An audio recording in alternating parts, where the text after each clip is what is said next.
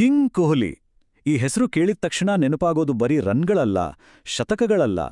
ಅದನ್ನೂ ಮೀರಿ ಎಷ್ಟೇ ಕಷ್ಟ ಬಂದ್ರೂ, ಎಷ್ಟೇ ಸೋಲು ಎದುರಾದ್ರೂ ಮತ್ತೆ ಪುಟಿದೇಳುವ ಒಂದು ಅದಮ್ಯ ಚೈತನ್ಯದ ಕಥೆ ಇದು.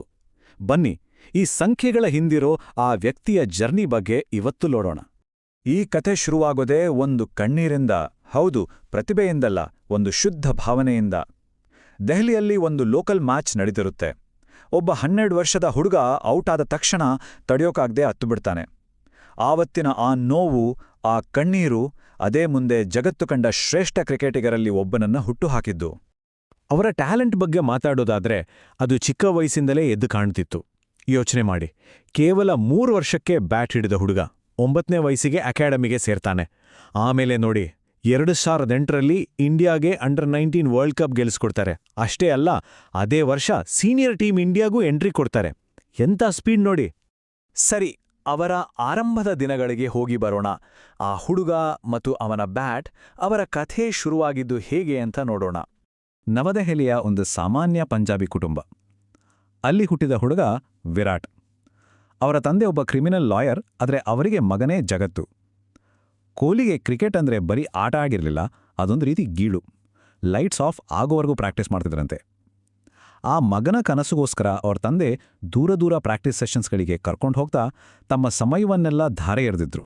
ಈಗ ನಾವು ಮಾತಾಡೋಕೆ ಹೊರಟಿರೋದು ಅವರ ಜೀವನದ ಅತ್ಯಂತ ಕಠಿಣ ಆದರೆ ಅವರನ್ನೇ ಬದಲಾಯಿಸಿದ ಒಂದು ಘಟನೆ ಬಗ್ಗೆ. ಒಂದು ರೀತಿ ಬೆಂಕಿಯಲ್ಲಿ ಅರಳಿ ಬಂದ ಹಾಗೆ. ಆ ಘಟನೆಯಿಂದಲೇ ಅಸಲಿ ವಿರಾಟ್ ಕೊಹ್ಲಿ ಹುಟ್ಟಿದ್ದು. ಒಂದು ಕ್ಷಣ ಕಣ್ಮುಚ್ಚಿ ಆ ದೃಶ್ಯವನ್ನ ನೆನ್ಪು ಮಾಡ್ಕೊಳ್ಳಿ. ವರ್ಷ 2006 ಡಿಸೆಂಬರ್ ತಿಂಗಳು. 18 ವರ್ಷದ ಯುವಕ ವಿರಾಟ್ ಕರ್ನಾಟಕದ ವಿರುದ್ಧ ಒಂದು ತುಂಬಾನೇ ಇಂಪಾರ್ಟೆಂಟ್ ರಣಜಿ ಮ್ಯಾಚ್ ಆಡ್ತಿದ್ದಾರೆ. ತಂಡಕ್ಕೆ ಅವರ ಆಟದ ಅವಶ್ಯಕತೆ ತುಂಬಾನೇ ಇತ್ತು. ಮ್ಯಾಚ್ ನಡೀತಿತ್ತು, ಆದ್ರೆ ಆ ರಾತ್ರಿ ಒಂದು ಫೋನ್ ಕಾಲ್ ಬರುತ್ತೆ. ಆ ಕಡೆಯಿಂದ ಬಂದ ಸುದ್ದಿ ಅವರ ಇಡೀ ಜಗತ್ತನ್ನೇ ತಲೆ ಕೆಳಗಾಗಿಸಿತ್ತು. ಅವರ ದೊಡ್ಡ ಸಪೋರ್ಟ್ ಸಿಸ್ಟಮ್, ಅವರ ತಂದೆ ಬ್ರೇನ್ ಸ್ಟ್ರೋಕ್ನಿಂದ ತೀರಿಕೊಂಡಿದ್ರು. ಆ ಕ್ಷಣದ ನೋವನ್ನ ಊಹಿಸೋಕು ಕಷ್ಟ. ಯಾರೇ ಆಗಿದ್ರೂ ಆ ಪರಿಸ್ಥಿತಿಯಲ್ಲಿ ಮನೆಗೆ ವಾಪಸ್ ಹೋಗ್ತಿದ್ರು. ಎಲ್ಲರೂ ಅದನ್ನೇ ಅನ್ಕೊಂಡಿದ್ರು. ಆದರೆ ಮಾರನೇ ದಿನ ಬೆಳಗ್ಗೆ ಕಣ್ಣಲ್ಲಿ ನೀರು ತುಂಬಿದ್ರೂ ವಿರಾಟ್ ವಾಪಸ್ ಗ್ರೌಂಡಿಗೆ ಬಂದು ತಂಡವನ್ನ ಸೋಲಿನಿಂದ ಪಾರ್ ಮಾಡಲು 90 ರನ್ ಗಳಿಸಿದ್ರು. ಆವತ್ತು ಜಗತ್ತಿಗೆ ಗೊತ್ತಾಯಿತು, ಈ ಹುಡುಗ ಬೇರೆ ಮಟೀರಿಯಲ್ನಿಂದ ಮಾಡಿಲೋದು ಅಂತ.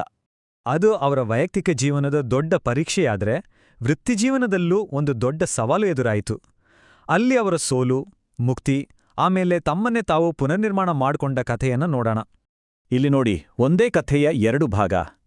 2014ರ ಇಂಗ್ಲೆಂಡ್ ಟೂರ್, ಅದು ಕೊಹ್ಲಿಗೆ ಒಂದು ಕೆಟ್ಟ ಕನಸಿನಂತಿತ್ತು. ಆ ಸರಣಿಯಲ್ಲಿ ಜೇಮ್ಸ್ ಆಂಡರ್ಸನ್ ಎದುರು ಪರದಾಡಿ ಗಳಿಸಿದ್ದು ಬರೀ 134 ರನ್. ಎಲ್ಲರೂ ಇವರನ್ನ ಓವರ್ ರೇಟೆಡ್ ಅಂದ್ರು. ಆದರೆ ಕಟ್ ಮಾಡಿದರೆ 2018, ಅದೇ ಇಂಗ್ಲೆಂಡ್, ಅದೇ ಪರಿಸ್ಥಿತಿಗಳು. ಆದರೆ ಈ ಸಲ ಕೊಹ್ಲಿ ಗಳಿಸಿದ್ದು ಬರೋಬ್ಬರಿ 593 ರನ್. ತಮ್ಮ ಎಲ್ಲ ಟೀಕಾಕಾರರ ಬಾಯಿ ಮುಚ್ಚಿಸಿದ್ರು. ಹಾಗಾದ್ರೆ ಈ ಬದಲಾವಣೆ ಹೇಗಾಯಿತು? ಅವರು ಸುಮ್ಮನೆ ಕೂರ್ಲಿಲ್ಲ. ಮೊದಲು ಲೆಜೆಂಡ್ ಸಚಿನ್ ತೆಂಡೂಲ್ಕರ್ ಹತ್ರ ಹೋಗಿ ಸಲಹೆ ಕೇಳಿದ್ರು. ಆಮೇಲೆ ತಮ್ಮ ಟೆಕ್ನಿಕ್ ಮೇಲೆ ಇನ್ನಿಲ್ಲದ ಹಾಗೆ ಕೆಲಸ ಮಾಡಿದ್ರು. ಅಷ್ಟೇ ಅಲ್ಲ, ಇಂಗ್ಲೆಂಡ್ ಕಂಡೀಷನ್ಸ್ಗೆ ಹೊಂದಿಕೊಳ್ಳಕ್ಕೆ ಒದ್ದೆ ಟವಲ್ ಬಳಸಿ ಪ್ರಾಕ್ಟೀಸ್ ಮಾಡಿದ್ರಂತೆ. ಅದರ ಫಲಿತಾಂಶ, ಅದಾದ ತಕ್ಷಣ ನಡೆದ ಆಸ್ಟ್ರೇಲಿಯಾ ಟೂರ್ನಲ್ಲಿ ಬಾರಿಸಿದ್ದು ಬರೋಬ್ಬರಿ 4 ಸೆಂಚುರಿ. ಇದು ಅವರ ಕಮಿಟ್ಮೆಂಟ್. ಸರಿ, ಬ್ಯಾಟ್ಸ್ಮನ್ ಕೊಹ್ಲಿಯಿಂದ ಈಗ ಕ್ಯಾಪ್ಟನ್ ಕೊಹ್ಲಿ ಕಡೆ ಬರೋಣ. ಆ ನಾಯಕನ ಕಿರೀಟದ ಭಾರ ಹೇಗಿತ್ತು ಅನ್ನೋದನ್ನು ನೋಡೋಣ. 2015ರಲ್ಲಿ ಟೆಸ್ಟ್ ಕ್ಯಾಪ್ಟನ್ ಆದ್ಮೇಲೆ ಕೊಹ್ಲಿ ಸುಮ್ಮನೆ ಇರಲಿಲ್ಲ. ಅವರು ಇಡೀ ಟೀಮ್ ಇಂಡಿಯಾನ ಚಿತ್ರಣವನ್ನೇ ಬದಲಾಯಿಸಿದ್ರು. ಭಾರತವನ್ನ ನಂಬರ್ 1 ಟೆಸ್ಟ್ ತಂಡವನ್ನಾಗಿ ಮಾಡಿದ್ರು. ಹೇಗೆ? ಅದರ ಸೀಕ್ರೆಟ್ ಫಿಟ್ನೆಸ್. ಕುಖ್ಯಾತ ಯೋಯೋ ಟೆಸ್ಟ್ ಅನ್ನ ಆಯ್ಕೆಗೆ ಕಡ್ಡಾಯ ಮಾಡಿದ್ರು. ಅವರೇ ವಿಶ್ವದ ಅತ್ಯಂತ ಫಿಟ್ ಅಥ್ಲೀಟ್ಗಳಲ್ಲಿ ಒಬ್ಬರಾಗಿ ಬದಲಾಗಿ ಇಡೀ ತಂಡಕ್ಕೆ ಮಾದರಿಯಾದರು. ಆದರೆ ನೋಡಿ, ಕಥೆಯಲ್ಲಿ ಮತ್ತೊಂದು ತಿರುವು. ಯಶಸ್ಸಿನ ತುತ್ತ ತುದಿಯಲ್ಲಿದ್ದಾಗ್ಲೇ ಕೊಹ್ಲಿ ತಮ್ಮ ವೃತ್ತಿಜೀವನದ ಅತ್ಯಂತ ಕಠಿಣ ಸಮಯವನ್ನ ಎದುರಿಸಿದ್ರು.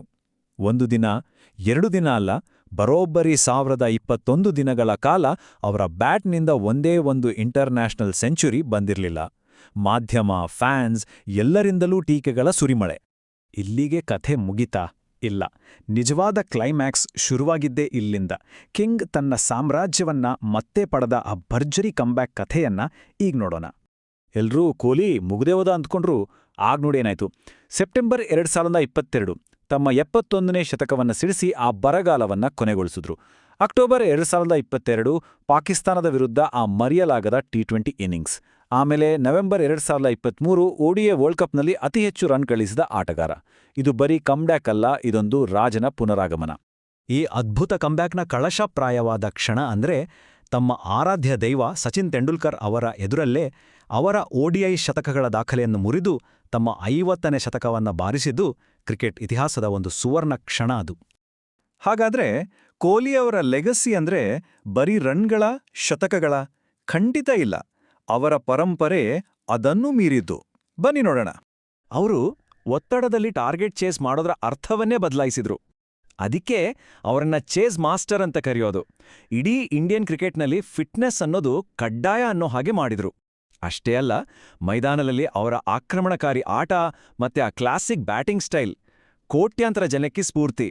ಜೊತೆಗೆ ಚಿಸಲ್ ಫಿಟ್ನೆಸ್ ಮತ್ತು 18 ಬ್ರ್ಯಾಂಡ್ ಮೂಲಕ ಒಂದು ಗ್ಲೋಬಲ್ ಐಕಾನ್ ಕೂಡ ಆದರು. ಹೇಳ್ತಾರಲ್ಲ, ಒಬ್ಬ ವ್ಯಕ್ತಿಯ ಯಶಸ್ಸಿನ ಹಿಂದೆ ಹಲವರ ಶ್ರಮ ಇರುತ್ತೆ ಅಂತ. ಕೊಹ್ಲಿ ವಿಚಾರದಲ್ಲೂ ಅಷ್ಟೇ. ಅವರ ತಂದೆ ಅವರ ಮೊದಲ ಆಧಾರ ಸ್ತಂಭ, ಅವರ ಕೋಚ್ ಅವರ ಪ್ರತಿಭೆಗೆ ಸಾಣೆ ಹಿಡಿದವರು, ಕ್ಯಾಪ್ಟನ್ ಕೂಲ್ MS ಧೋನಿ ಒಬ್ಬ ಮೆಂಟರ್ ಆಗಿ ಜೊತೆಗಿದ್ರು, ಅವರ ಪತ್ನಿ ಅನುಷ್ಕಾ ಶರ್ಮಾ ಅವರ ಜೀವನಕ್ಕೆ ಸ್ಥಿರತೆ ತಂದ ಶಕ್ತಿ, ಮತ್ತು ಅವರ ಆತ್ಮೀಯ ಸ್ನೇಹಿತ AB ಡಿವಿಲಿಯರ್ಸ್ ಒಬ್ಬ ಸಹೋದರನಂತೆ ಬೆಂಬಲವಾಗಿ ನಿಂತರು. ಕೊನೆಗೆ ಅವರ ಇಡೀ ಪಯಣ ನಮಗೆ ಹೇಳೋದು ಒಂದೇ ಪಾಠವನ್ನ, ಅದೇ ಆತ್ಮವಿಶ್ವಾಸ. ಅವರು ಹೇಳೋ ಹಾಗೆ, ನೀವು ನಂಬಿಕೆಯಿಂದ ನಿಮ್ಮ ಸ್ವಂತ ಕಥೆಯನ್ನ ಬರೆದರೆ ಯಾರೂ ನಿಮ್ಮಿಂದ ಆ ಪೆನ್ ಕಸಿದುಕೊಳ್ಳಲು ಸಾಧ್ಯವಿಲ್ಲ. ಎಂಥ ಅದ್ಭುತ ಮಾತಲ್ವಾ? ಹಾಗಾದ್ರೆ ಕೊನೆಯದಾಗಿ ಒಂದು ಪ್ರಶ್ನೆ. ಇಷ್ಟೆಲ್ಲ ನೋಡಿದ್ಮೇಲೆ ಅವರ ಸಂಖ್ಯೆಗಳು, ಅವರ ಹೋರಾಟ, ಅವರ ಕಂಬ್ಯಾಕು ಇದೆಲ್ಲವನ್ನೂ ಗಮನದಲ್ಲಿಟ್ಕೊಂಡ್ರೆ ವಿರಾಟ್ ಕೊಹ್ಲಿ ನಮ್ಮ ಜನರೇಷನ್ನ ಶ್ರೇಷ್ಠ ಕ್ರಿಕೆಟಿಗ ಅಂತ ಒಪ್ಕೊಳ್ತೀರಾ?